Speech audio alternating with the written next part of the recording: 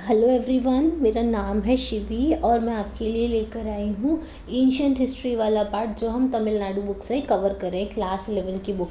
अगर आपको वो बुक डाउनलोड करनी है तो डिस्क्रिप्शन बॉक्स में दी गई है, और इसके पहले के लेक्चर्स देखने तो आप मेरे चैनल पे जाकर, जिसका नाम है शिवी सिंघल, या आप simply Tamil Nadu history by Shivi Singhal भी आप सर्च करेंगे तो आपको यूट्यूब पर मिल जाएगा। ठीक है, तो आज हम लोग चैप्टर 9 का पार्ट 2 डिस्कस करने वाले हैं। पार्ट 1 हम ऑलरेडी डिस्कस कर चुके हैं, जिसमें हमने चंद्रगुप्त, समुद्रगुप्त, चंद्रगुप्त 2, फिर उनके कुमारगुप्त, स्कंदगुप्त, उन सब के बारे में डिस्कस किया था। उनका क्या मिलिट्री कॉन्क्वेस्ट था और कैसे उन्होंने अपना एम्पायर बिल्डअप किया था, उसके बारे में डिस्कस किया था।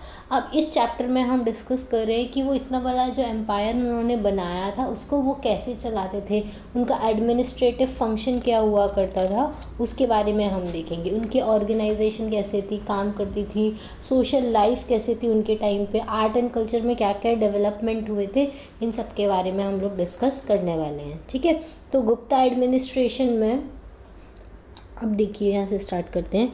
इंस्क्रिप्शंस के अकॉर्डिंग जो गुप्ता किंग थे उन्होंने टाइटल्स लिए थे, जैसे प्रामा भत्राका, फिर महाराजा दी राजा, परमेश्वरा, सम्राट और चक्रवर्ती। ठीक है, ये सारे वो टाइटल अपने आप को एज्यूम किया करते थे। हम लोगों ने इसके पहले वाले पार्ट में ये भी देखा था कि इस जो फाउंडर थे गुप्ता डायनेस्टी, श्री गुप्ता, और उनके बाद जो आए थे घटोत्कच, वो दोनों सिर्फ महाराजा थे। ठीक है, उसके बाद जो चंद्रगुप्त 1 आए थे उन्होंने मिलिट्री कॉन्क्वेस्ट करना स्टार्ट कर दिया था, इस वजह से उन्होंने एक टाइटल ले लिया था महाराजा धीराजा। ठीक है, तो वहाँ से ये टाइटल स्टार्ट हुआ। उसके बाद परमेश्वरा, सम्राट, चक्रवर्ती, ठीक है, ये सारे वो टाइटल लिया करते थे। ठीक है, अब किंग को असिस्ट करने के लिए उनके एडमिनिस्ट्रेशन में एक काउंसिल होती थी, जिसमें एक चीफ मिनिस्टर हुआ करता था, एक सेनापति होता था जो कमांडर इन चीफ होता था आर्मी का, और अलग अलग और इम्पॉर्टेंट ऑफिशियल्स हुआ करते थे। हाई ऑफिशियल्स जो होते थे वो थे जो हाई ऑफिशियल्स होते थे उनको संधि विग्रह बोलते थे, जो गुप्ता इंस्क्रिप्शंस में मेंशन किया गया है। मोस्ट प्रोबेबली ये जो मिनिस्टर थे वो फॉरेन अफेयर्स के बारे में डील किया करते थे। ठीक है, ओके, चलो। किंग जो राजा था वो क्लोज कांटेक्ट रखता था प्रोविंशियल एडमिनिस्ट्रेशन का। King maintained a close contact with the provincial administration through a class of official. मतलब प्रोविंशियल एडमिनिस्ट्रेशन के उनका जो ऑफिशियल क्लास था उनको क्या बोला जाता था, कुमार, अमात्यास और आयुक्तास बोला जाता था। मतलब हाई लेवल के जो ऑफिशियल्स होते थे उनको बोला जाता था संधि विग्रह। उसके बाद जो प्रोविंशियल लेवल पे ऑफिसर्स हुआ करते थे उनको कुमार, अमात्यास और आयुक्तास बोला जाता था। ठीक है, अब जो प्रोविंसेस थी गुप्ता एम्पायर में उनको भुक्ति बोलते थे, जिनके प्रोविंशियल गवर्नर्स कौन होते थे, उपारिकाज होते थे। ठीक है, ओके, उसके बाद mostly they were mostly chosen from among the princess. ये जो देखो, जब भी कोई राजा का एम्पायर होता है तो उसके अंडर में जो प्रोविंस बनी होती है ना, वो अधिकतर उनके जो हेड होते हैं ना वो रॉयल फैमिली को ही बिलोंग करते हैं। जैसे हमने मौर्यन एम्पायर में भी देखा था कि उनके जो प्रोविंसेस होते थे उनको जो हेड करते थे वो वहाँ के रॉयल प्रिंस को ही बिलोंग करते थे। सेम गुप्ता पीरियड में भी है कि जो प्रोविंसेस होते थे उसको मेनली उसके जो गवर्नर हुआ करते थे उनको प्रिंस वगैरह ही हैंडल किया करते थे। ठीक है, अब जो भुक्तीस थी उसको सब डिवाइड किया जाता था विश्यास में, जिसको डिस्ट्रिक्ट बोला जाता है। उसके बाद विश्यास को कौन गवर्न करता था, तो विश्यापति करता था। ठीक है, फिर नगर श्रेष्ठ जो थे वो ऑफिसर्स होते थे जो सिटी एडमिनिस्ट्रेशन को देखते थे। ठीक है, विलेजेस जो होते थे वो किसके कंट्रोल में रहते थे, ग्रामिकास। तो मतलब इनकी एडमिनिस्ट्रेशन में कैसे डिवाइडेड था, पहले तो पूरा गुप्ता एम्पायर था। उसके बाद सबसे बड़ा जो होता था वो था प्रोविंस, जिसको भुक्ति बोलते थे। ओके, वो किसके अंडर में आता था, ये उपारिकास के अंडर में आया करता था। ओके, फिर भुक्ति को किस में डिवाइड किया गया था, विश्यास में डिवाइड किया गया था, जिसको हम डिस्ट्रिक्ट भी बोलते हैं। वो किसके अंडर में आया करती थी, विश्यापति के अंडर में आया करती थी। ठीक है, सॉरी मैं आपको वापस से लिख देती हूँ। देखो, मेन ऐसे समझो कि जो प्रोविंस होते थे वो सबसे बड़ी यूनिट होती थी प्रोविंस। एम्पायर के बाद प्रोविंस को ही फिर डिस्ट्रिक्ट में डिवाइड किया गया था। फिर डिस्ट्रिक्ट ही जो थी उनको फिर टाउन या नगर में डिवाइड किया गया था, सिटीज़ में, फिर उसको ग्राम में डिवाइड किया गया था। यार एक सेकेंड, प्रोविंस को डिस्ट्रिक्ट, डिस्ट्रिक्ट को नगर और नगर को ग्राम में, ठीक है। प्रोविंस को क्या बोलते थे वो लोग? भुक्ति बोलते थे, ठीक है। डिस्ट्रिक्ट को वो लोग विश्या बोलते थे और नगर को बिठिका या सिटी बोलते थे, जिसका एडमिनिस्ट्रेशन नगरपति देखा करते थे, बिठिका बोलते थे। और सबसे छोटा होता था ग्राम या विलेज। अब जो भुक्ति होते थे मतलब प्रोविंस होते थे, उनको जो एडमिनिस्ट्रेशन किया करता था, उनको जो हेड किया करते थे वो उपारिका होते थे, जो रॉयल प्रिंस वगैरह हुआ करते थे उन वो ही होते थे, ठीक है। अब जो डिस्ट्रिक्ट होती थी विश्या, जिनको बोला करते थे, उनको जो हेड करते थे वो थे विश्यापति। अब जितनी एडमिनिस्ट्रेटिव यूनिट होती है ना, जैसे मौर्य की हुई, गुप्ता की हुई, मगध के टाइम पे हुई, लेटर वैदिक टाइम पे कैसा एडमिनिस्ट्रेटिव यूनिट था, ऋग्वैदिक पे कैसे था, आप इनका एक ऐसे चार्ट बना सकते हो, ठीक है। तो क्योंकि इनसे क्वेश्चन पूछा जाता है एग्ज़ाम में कि और डायरेक्टली आपको मैच द फॉलोइंग में भी आ जाता है कि क्या ये इस टाइम पर ऐसा सिस्टम हुआ करता था क्या, वैसा, ठीक है। ग्राम का ग्रामी का हेड हुआ करता था और नगर का नगारी का हुआ करता था। तो ये पूरा एडमिनिस्ट्रेटिव ये यूनिट है और ये वाले जो यूनिट है और ये वाले हेड है। तो प्रोविंसेस होते थे सबसे बड़े, जैसे हम आज भी हमारे यहाँ कैसे सबसे बड़ा हमारा पूरा इंडिया है कंट्री, उसको फिर छोटे छोटे स्टेट्स में डिवाइड किया गया है। फिर स्टेट्स में फिर डिस्ट्रिक्ट होती हैं, ठीक है। डिस्ट्रिक्ट के अंदर फिर हमारे छोटे छोटे टाउन्स आते हैं और टाउन के अंदर फिर विलेजेस आते हैं। सेम चीज़ गुप्ता एम्पायर में की गई थी कि पूरा एक गुप्ता एम्पायर हुआ करता था, फिर उसके अंदर प्रोविंसेस हुआ करते थे, अलग अलग प्रोविंस में डिवाइड किया था। फिर प्रोविंसेस के अंदर डिस्ट्रिक्ट हुआ करती थी, जिनको उस टाइम पे विश्यास बोला जाता था। फिर डिस्ट्रिक्ट के अंदर नगर हुआ करते थे, ठीक है, जिसको बिठिका बोला जाता था। और नगर के अंदर क्या हुआ करते थे, ग्राम हुआ करते थे। अब इनको हेड करने वाले भी भुक्ति को जो करता था वो उपारिका हुआ करते थे, विश्या को जो करता था वो विश्यपति हुआ करते थे, नगर को जो करते थे वो नगारिका हुआ करते थे, ग्राम को जो करते थे वो ग्रामिका। इससे आपको क्लियर कट समझ में आ जाएगा कि क्या क्या एडमिनिस्ट्रेशन यूनिट हुआ करती थी, ठीक है। अब देखिए आगे हम देखते हैं। अब जो फाइन्स आए थे गुप्ता एडमिनिस्ट्रेशन के टाइम, उन्होंने बहुत सारी यूज़फुल इन्फॉर्मेशन दी एडमिनिस्ट्रेशन के बारे में, जिसमें उन्होंने बताया कि जो गुप्ता एडमिनिस्ट्रेशन था वो काफ़ी माइल्ड और बेनेवोलेंट था, ठीक है।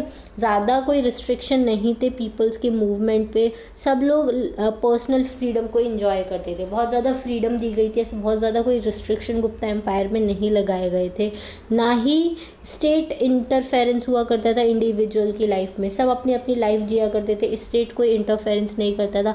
पनिशमेंट जो होती थी वो बिल्कुल भी सीवियर नहीं होती थी। फाइन इम्पोज किए जाते थे कॉमन पनिशमेंट के लिए, कोई स्पाई सिस्टम नहीं था जैसे कि मौर्यन टाइम पे हुआ करता था, ठीक है। एडमिनिस्ट्रेशन इतना इफ़िशिएंट था कि जो रोड्स थी वो एकदम सेफ़ थी ट्रैवलर्स के लिए, कोई फियर नहीं था थीव्स का कि कोई चोर है चोरी कर लेगा लूट लेगा। अगर हम हाईवे से जाएंगे तो ऐसा कोई भी वहाँ पे रॉबरी वाला केस नहीं था। इवन उन्होंने ऐसा भी मेंशन किया है कि जो वहाँ के पीपल थे वो जनरली प्रॉस्पेरस थे और इसलिए क्राइम नेग्लिजिबल था, ठीक है। जैसे गुजरात स्टेट है, ठीक है, वहाँ पे क्राइम बहुत कम है। क्यों कम है? क्योंकि वो स्टेट बहुत प्रॉस्पेरस है, वहाँ पे बिजनेस लोग करते हैं तो लोग अच्छा पैसा कमाते हैं, लोगों के पास पैसा अच्छा है, वो लोग इसी में विश्वास करते हैं, लाइफ फुल्ली एंजॉय करते हैं। वहाँ पे लोगों को क्राइम बहुत कम है, वुमेन्स के लिए बिल्कुल ज़ीरो क्राइम है वहाँ पे। आज तक तुमने कोई केसेस देखे होंगे रेप केसेस या कोई वुमेन रिलेटेड केसेस, तो गुजरात से कभी नहीं आते, ठीक है। तो ये चीज़ होती है। तो ऐसा ही गुप्ता एम्पायर में था कि वो ऑलरेडी प्रॉस्पेरस थे जनरल पीपल, तो कोई क्राइम होता ही नहीं था, चोरी चकारी जैसा कोई सीन नहीं हुआ करता था, ठीक है। उसके बाद फाहीन ने ऑल्सो अप्रिशिएट किया है कि गुप्ता एडमिनिस्ट्रेशन की जो इफ़िशियंसी थी वो काफ़ी अच्छी थी, ठीक है। और he was able to travel with, और जो फाइन था वो विजिटर थे, वो चाइना से आए थे, और उन्होंने ऐसा बताया कि गुप्ता एडमिनिस्ट्रेशन इतना इफ़िशिएंट था कि वो रोड्स के थ्रू ट्रैवल किया था और कोई भी फियर नहीं था उनको ट्रैवल करने में गैंगेटिक वैली में, ठीक है, क्योंकि गुप्ता एम्पायर गैंगेटिक वैली में था। Whole administration was more liberal and that of the Mauryas. पूरा जो एडमिनिस्ट्रेशन था वो बहुत लिबरल था मौर्यस के कंपैरिजन में। ओके, अब देखिए ये तो हमारा हो गया एडमिनिस्ट्रेटिव लाइफ। इसमें आपको मेन एडमिनिस्ट्रेटिव यूनिट के बारे में लर्न करना है, और ये जो फाइन का रिकॉर्ड था वो करना है कि रोड्स एकदम फ्री थी, सेफ्टी रहती थी, कॉमन पनिशमेंट थी, ज़्यादा कोई स्ट्रिक्ट माहौल नहीं था वहाँ पे। ठीक है, उसके बाद हम सोशल लाइफ के बारे में देखेंगे। तो जो प्री गुप्ता पीरियड था इंडिया में, वहाँ पे बहुत सारे फॉरेन इन्वेजन्स हुए थे, जैसे हमने देखा था पहले साकाज आए, पहले बाक्ट्रियंस आए थे, फिर साकाज आए थे, फिर कुशानाज आए थे। ठीक है, इसके अलावा Indian society those foreigners who had come permanent resident here. अब क्या हुआ, इतने सारे फॉरेन इन्वेजन हुए तो उनमें से कुछ बहुत सारे लोग ऐसे थे जो इंडिया में ही सेटल हो गए थे। तो गुप्ता पीरियड में लेकिन क्या हुआ, कास्ट सिस्टम बहुत ज़्यादा रिजिड हो गया। कास्ट सिस्टम जो हम लोगों ने लेटर वैदिक टाइम में पढ़ा था कि सोसाइटी को 4 वर्ण सिस्टम में डिवाइड कर दिया था, 4 कास्ट सिस्टम होती थी। तो ये ब्राह्मणिज्म में अगर कोई हिंदू अगर ब्राह्मणिज्म को फॉलो करता है तो वो कास्ट सिस्टम को ज़रूर फॉलो करता है। तो सेम चीज़ गुप्ता पीरियड में थी। गुप्ता पीरियड ब्राह्मणिज्म को फॉलो करता था, इस वजह से उस टाइम की सोसाइटी में जो कास्ट सिस्टम था वो काफ़ी रिजिड था। ठीक है, जबकि मौर्यंस जो थे वो बुद्धिज़्म को फॉलो करते थे, तो उनके टाइम पे ये कास्ट सिस्टम इतना रिजिड नहीं हुआ करता था, सब लोग ऑलमोस्ट इक्वली सबके साथ ट्रीट किया जाता था। ठीक है, लेकिन गुप्ता पीरियड में ये चीज़ गलत थी कि वहाँ पे कास्ट सिस्टम बहुत रिजिड था। ब्राह्मण्स को टॉप लेडर में रखा गया था सोसाइटी के में, उनको इनॉर्मस गिफ्ट दिए जाते थे रूलर्स, जिससे रूलर्स और जो भी वेल्दी पीपल होते थे वो उनको गिफ्ट दिया करते थे। कभी लैंड ग्रांट कर दिया, कभी और दूसरे गिफ्ट दिया करते थे, कभी अनाज दे दिया, ग्रेन्स दे दिए, ऐसी ये सारी चीज़ें वो ब्राह्मण्स को गिफ्ट करते रहते थे। ठीक है, और जो प्रैक्टिस थी अनटचेबिलिटी की वो भी स्टार्ट हो गई थी गुप्ता पीरियड के टाइम पे। फाहिन ने मेंशन किया कि जो चंडालाज होते थे उनको सोसाइटी से अलग रखा जाता था। चंडालाज मतलब होते हैं शूद्राज, उनको सोसाइटी से अलग रखा जाता था, और मिजरेबल कंडीशन थी उनकी। The miserable condition was elaborated by Chinese traveller. मतलब फाहिन ने बताया कि वो जो चंडालाज या शूद्राज हुआ करते थे उनकी बहुत बुरी कंडीशन थी। देखो, जब भी कास्ट में डोमिनेशन होता है तो जो लोअर कास्ट लेडर में आता है वो हमेशा परसिक्यूट होता है, ये हमेशा याद रखना। लेटर वैदिक में भी यही हुआ था कि जो लोअर कास्ट था उसका परसिक्यूशन होना स्टार्ट हुआ, इसी वजह से जैनिज्म और बुद्धिज़्म का राइज हुआ। ठीक है, तो सेम चीज़ अब गुप्ता एम्पायर में हो रही है। अब ये तो हमने कास्ट सिस्टम। देखो, जब किसी भी एम्पायर में हम सोशल लाइफ के बारे में पढ़ेंगे तो सोशल लाइफ में 2 ही चीज़ हमेशा पढ़ाई जाती हैं। एक तो होता है कास्ट का क्या इफ़ेक्ट था, और दूसरा वुमेन की क्या पोजीशन थी। ठीक है, हर जगह सोशल लाइफ में हम यही पढ़ेंगे। तो अब हमने कास्ट सिस्टम के बारे में देख लिया कि बहुत रिजिड थी, लोअर कास्ट वाले सिस्टम के लोग बहुत ज़्यादा परसिक्यूट किए जाते थे। उसके बाद अब वुमेन की क्या पोजीशन थी उसके, अब वुमेन भी बहुत ज़्यादा मिजरेबल हो गई, क्योंकि जहाँ ब्राह्मणिज्म आता है वहाँ दोनों लोअर कास्ट और वुमेन दोनों परसिक्यूट होते हैं। ठीक है, इसके बाद यहाँ पे जो रिलीजियस टेक्स्ट स्टडी करने का जो राइट था उससे प्रोहिबिट कर दिया था वुमेन्स को कोई पुराण या कुछ भी नहीं पढ़ सकती है। अब जो वुमेन जो थी वो सब्जेक्ट हुआ करती थी मेन के, मतलब वुमेन जो है वो मैन के अंडर में ही काम करेगी, जो मैन बोलेगा वही वुमेन करेंगी। ठीक है, और ये इंसिस्ट किया जाता था कि they should be protected and generously treated by man. लेकिन ये एक चीज़ थी कि जो वुमेन है वो मैन का सब्जेक्ट है, तो उनकी ड्यूटी है कि वो उनको प्रोटेक्ट करेंगे और जेनरसली ट्रीट करेंगे। ठीक है, लेकिन और साथ में प्रैक्टिस ऑफ स्वयंवर जो थी वो ख़त्म हो गई।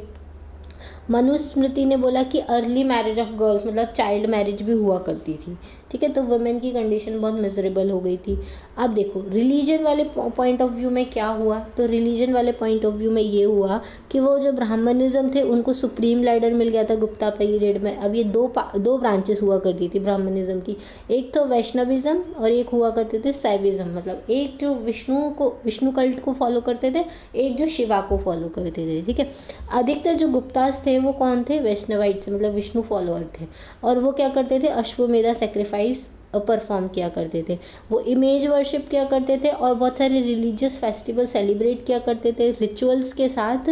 और इस वजह से ये 2 रिलीजन जो थे वो पॉपुलर हो गए थे गुप्ता पीरियड में, क्योंकि इसके पहले जैनिज्म बुद्धिज्म पॉपुलर हो रहा था, तो ब्राह्मणिज्म को पुष्यमित्र शुंग ने रिवाइव किया था और गुप्ता ने वापस से उसको पॉपुलर कर दिया था। ठीक है, अब उस टाइम के रिलीजियस लिटरेचर जैसे पुराणाज होते थे वो कंपोज किए गए थे इस टाइम पे, क्योंकि हमने देखा कि जो नवरत्न है वो चंद्रगुप्त टू के टाइम पे आए थे। महाभारत, रामायण, कालिदास, ये सारी चीज़ें पुराण मतलब बहुत ज़्यादा कंपोज किए गए थे। जो ब्राह्मणिज्म था led to the neglect of the Buddhism and Jainism. Brahmanism का ग्रो होने की वजह से बुद्धिज्म और जैनिज्म का क्या हो गया, डिक्लाइन हो गया। उसके बाद फाहिन ने रिफ़र किया है कि जो बुद्धिज्म था वो डिक्लाइन हो गया था गैंगेटिक वैली में, क्योंकि वहाँ ब्राह्मणिज्म पॉपुलर था। लेकिन नॉर्थ वेस्ट फ्रंटियर पे अभी भी बुद्धिज्म को लोग फॉलो किया करते थे। लेकिन कुछ बुद्धिस्ट स्कॉलर थे जैसे बासुबंधु, उनको ये लोग पेट्रोनाइज किया करते थे। बासुबंधु को कौन पेट्रोनाइज किया करता था, मैंने लास्ट लेक्चर में बताया था कि जो समुद्रगुप्त थे वो बासुबंधु को भी पेट्रोनाइज किया करते थे और हरिसेना को भी पेट्रोनाइज किया करते थे। तो और बासुबंधु कौन थे, बुद्धिस्ट स्कॉलर थे। ठीक है, अब वेस्टर्न और सदर्न इंडिया में जैनिज्म फ्लोरिश हुआ करता था। तो मेन जो ब्राह्मणिज्म का ग्रो हुआ था वो गैंगेटिक वैली में ही हुआ था। नॉर्थ वेस्ट पे बुद्धिज्म चल रहा था और साउथ इंडिया में और वेस्टर्न वाली साइड मतलब महाराष्ट्र कर्नाटका वाली साइड पे क्या फ्लरिश हो रहा था, जैनिज्म फ्लरिश हुआ था। बहुत ग्रेट जैन काउंसिल जो थी वो वल्लभी में हुई थी। वल्लभी गुजरात में आता है, ठीक है, जहाँ पे श्वेतांबर्स के बारे में बताया गया था, श्वेतांबर कल्ट के बारे में लिखा गया था। तो ये काउंसिल हुई थी उसके बारे में। ओके, चलो नेक्स्ट, आर्ट एंड कल्चर में क्या क्या प्रोग्रेस हुई। तो हमको जैसे पता है कि गुप्ता एज को गोल्डन एज इसलिए बोला जाता है क्योंकि आर्ट एंड कल्चर का काफ़ी ज़्यादा डेवलपमेंट हुआ। ठीक है, तो जो गुप्ता पीरियड में बहुत ज़्यादा ट्रिमेंडस प्रोग्रेस हुई आर्ट, साइंस, लिटरेचर में। इसके वजह से इस पीरियड को क्या बोला जाता है, गोल्डन एज बोला जाता है। बहुत सारे स्कॉलर्स इवन इस पीरियड को रेनाइसेंस बोलते हैं। रेनाइसेंस मतलब पुनर्जागरण हुआ किसी चीज़ का, तो यहाँ पे ब्राह्मणिज्म का पुनर्जागरण हुआ। ठीक है, but it should be remember यहाँ पे कोई डार्क पीरियड नहीं था गुप्ता रूलर के पहले। ठीक है, कल्चरल प्रोग्रेस विटनेस की गई थी गुप्ता पीरियड में। इसको बोलते हैं culmination of Indian intellectual activities. बहुत ज़्यादा इंडियन इंटेलेक्चुअल एक्टिविटीज़ जो हुई थी, जैसे बहुत सारी पोएम्स लिखना, ड्रामाज लिखना, ये सब स्टार्ट हो गया था। कल्चरली काफ़ी डेवलप हुआ था गुप्ता के टाइम पे। अब आर्ट एंड आर्किटेक्चर में क्या क्या डेवलपमेंट हुआ गुप्ता पीरियड के टाइम पे, देखो नागारा और द्रविडियन स्टाइल दोनों आर्ट डेवलप हुई गुप्ता पीरियड में। मोस्ट ऑफ द आर्किटेक्चर जो थे वो ख़त्म हो गया फॉरेन इन्वेजन के वजह से, क्योंकि हमने देखा गुप्ता के बाद हुन्स का इन्वेजन हो गया। तो हुन्स की इन्वेजन जब होता है तो लोग क्या करते हैं, अटैक करते हैं। तो उसमें जो भी आपका आर्किटेक्चर होता है वो थोड़ा बहुत रुइंस हो जाता है, ख़त्म हो जाता है, डैमेज हो जाता है। लेकिन अभी भी कुछ कुछ टेम्पल्स हैं, स्कल्पचर्स हैं, केव पेंटिंग्स है जो हमको बताते हैं कि गुप्ता जो आर्ट थी वो कितनी अच्छी हुआ करती थी। ठीक है, जैसे temple at Deogarh near Jhansi, वो वहाँ पे बहुत अच्छे स्कल्पचर्स बने उस टेम्पल में। ठीक है, उसके बाद गरवास near Allahabad remain important specimen of the Gupta art. ठीक है, तो कौन कौन से दो है, एक तो देवगढ़ नियर झांसी और एक गरवास नियर इलाहाबाद। ये दोनों इंपॉर्टेंट टेम्पल है जो हमको मिले गुप्ता पीरियड के टाइम। इसके अलावा इनके आर्ट में कोई इन्फ्लुएंस नहीं था गांधारा स्टाइल का, क्योंकि हमने देखा था जो गांधारा स्टाइल था वो कुषाण रूलर ने स्टार्ट किया था, वो नॉर्थ वेस्ट में स्टार्ट किया। और ये गैंगेटिक वैली में मथुरा आर्ट चलता था। ठीक है, उसके अलावा यहाँ पे ब्यूटीफुल स्टैचू बनाए गए थे स्टैंडिंग बुद्धा के एट मथुरा। इसमें ग्रीक स्टाइल थोड़ी सी है। ठीक है, उसके बाद बुद्धा स्टैचू जो है एक unearth at the Sarnath was unique piece of the Gupta period. तो अब इससे ये पता चलता है ये बुद्धा के स्टैचू भी बनाया करते थे। तो एक स्टैचू जो था वो स्टैंडिंग स्टैचू जो था वो मथुरा में बनाया गया था और एक अनअर्थ स्टैचू जो था वो सारनाथ में बनाया गया था। ये दोनों यूनिक पीसेज हैं गुप्ता पीरियड के। फिर भीतरी मोनोलिथिक पिलर जो है स्कंदगुप्त का वो भी रिमार्केबल है।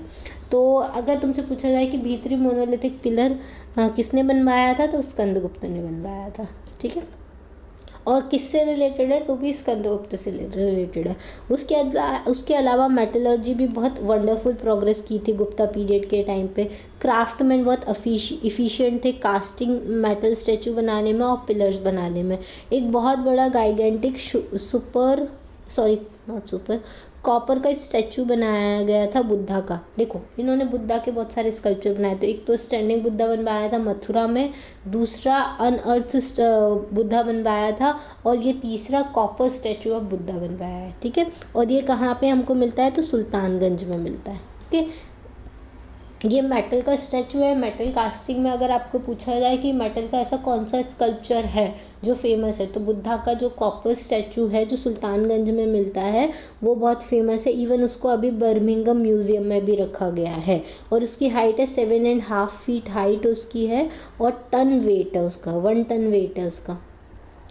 और ऐसे ही एक और चीज़ बहुत फेमस है गुप्तास के टाइम की, वो है दिल्ली का आयरन पिलर, जो गुप्ता पीरियड में ही बनाया गया था। वो अभी भी रस्ट फ्री है, मतलब उसकी रस्टिंग नहीं हुई है, मतलब उसमें एक ऐसे कोई केमिकल की कोटिंग उस टाइम पे की गई थी जिसके वजह से उसमें अभी तक रस्टिंग नहीं हुई है।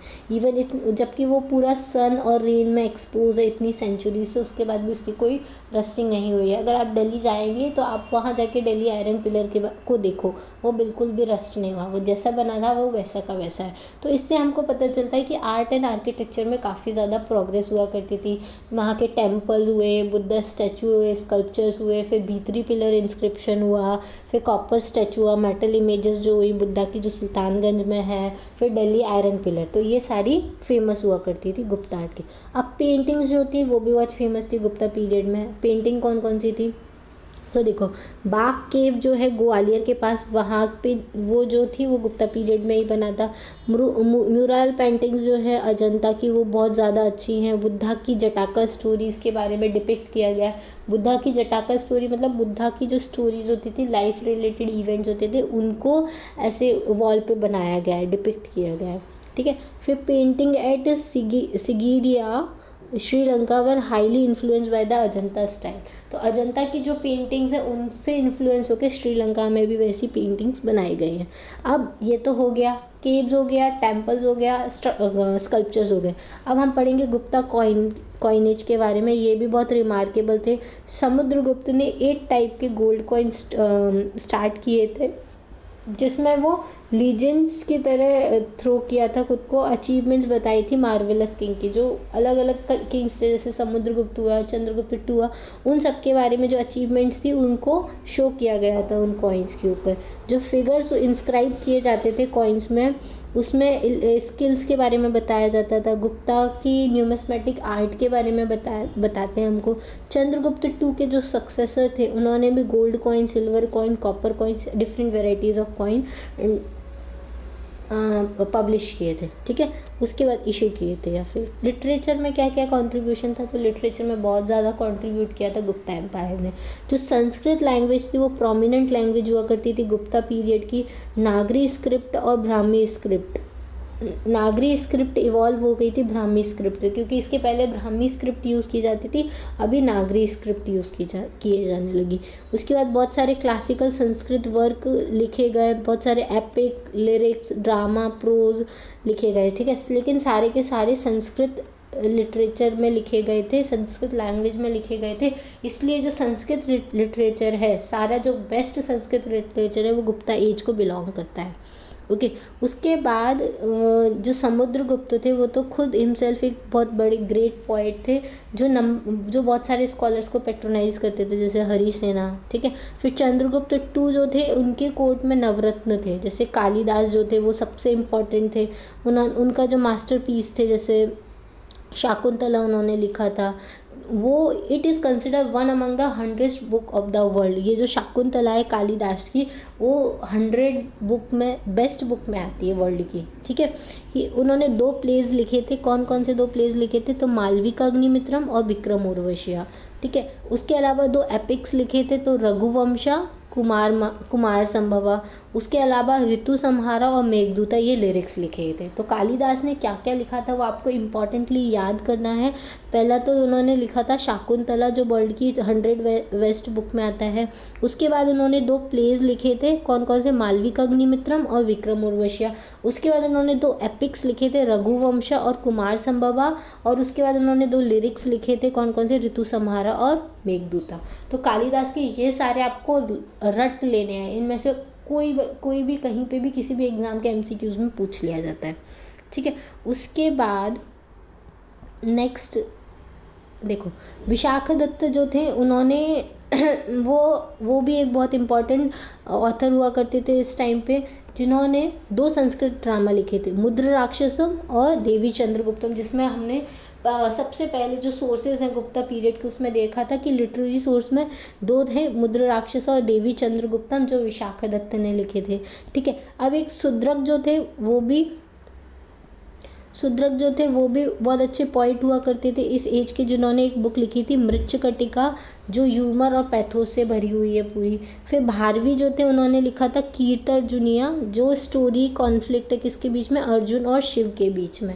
ठीक है, तो ये सारे राइटर्स के साथ उनकी बुक के आप नाम लिख लीजिएगा, ये बहुत इंपॉर्टेंट है। फिर दांडीन का डायरेक्टली पूछ लिया जाता है वो किसके ऑथर थे, तो काव्यदर्शा और दश कुमार चरिता के राइटर ऑथर कौन थे, दांडीन थे। और अनदर इम्पॉर्टेंट बुक जो था इसके इस टाइम पे वो वाष्पदत्त ने लिखा था, वो था सुबंधु। ठीक है, पंचतंत्र जो स्टोरीज हम देखा करते हैं वो स्टोरीज किसने लिखी थी, विष्णु शर्मा ने लिखी थी। और विष्णु शर्मा किसके टाइम पे एग्जिस्ट करते थे, गुप्ता पीरियड में ही एग्जिस्ट करते थे। एक बुद्धिस्ट ऑथर थे जिन्होंने अमर सिम्हा कंपाइल की थी अ लेक्सिकॉन कॉल्ड अमरकोश। ठीक है, बुद्धिस्ट ऑथर जो अमर सिम्हा थे उन्होंने अमरकोश कंपाइल की थी, एक लेक्सिकॉन थी।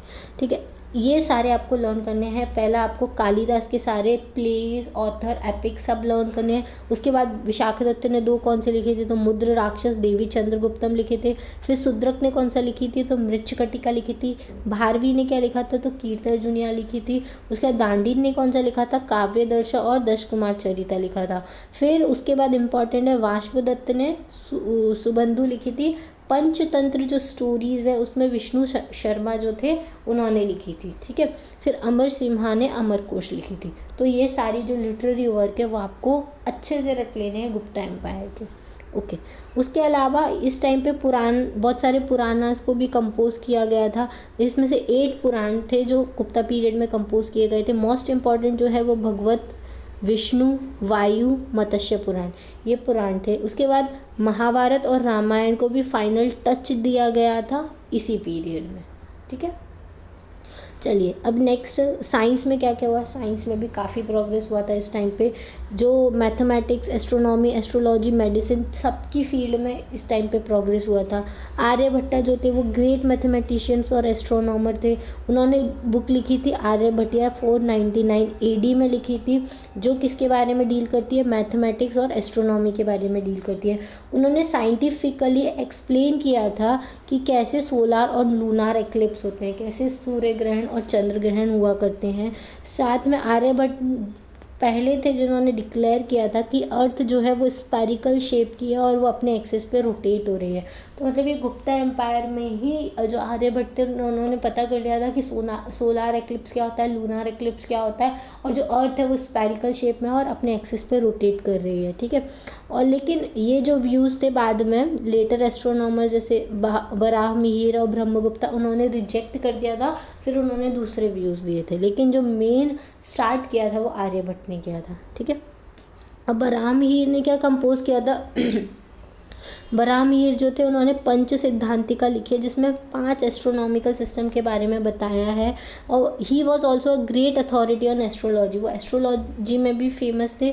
उनका जो वर्क है बृहद संहिता, वो ग्रेट वर्क है जो संस्कृत लिटरेचर में लिखा गया है एस्ट्रोलॉजी के ऊपर। ठीक है, it deals with a variety of subjects, वो बहुत सारे सब्जेक्ट्स से डील करते थे, जैसे astronomy, astrology, geography, architecture, weather, animal, marriage, omens. ठीक है, इन सब के बारे में थी।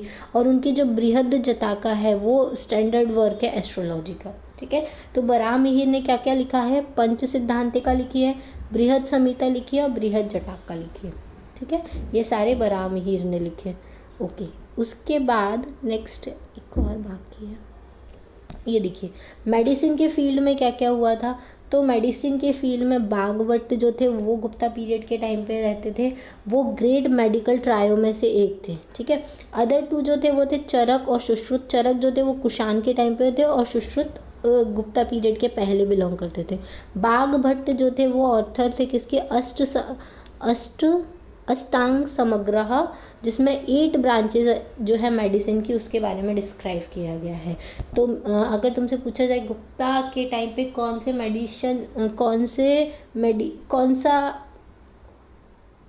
कौन था जो मेडिकल ट्रायो में था, तो बागभट्ट थे। ठीक है, अदर 2 कौन कौन से होते हैं, तो चरक और सुश्रुत। ये 2 थे। उन्होंने कौन सी बुक लिखी है? तो अष्टांग समग्रह उन्होंने लिखी, जिसमें 8 ब्रांचेस ऑफ साइंस के बारे में बताया गया है। ठीक है, तो ये सारी आपको लर्न करनी है।